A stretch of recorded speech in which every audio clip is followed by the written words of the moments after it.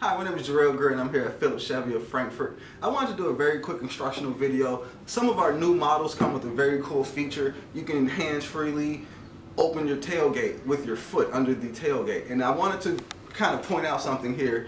A lot of people kind of mistaken and think you have to do a sweeping motion to open the vehicle. You simply don't have to. I wanted to show you the proper way. With your key on your persons, of course, you simply walk up to the vehicle, you kick your foot out,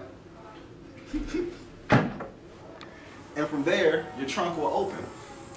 It's quick, simple, easy. I'm coming up to my car, hands full of groceries, one kick under the bumper, I place in my groceries. Now to close my trunk, I can again, very quickly, foot under there, step away so the tailgate can close, and your trunk's gonna close.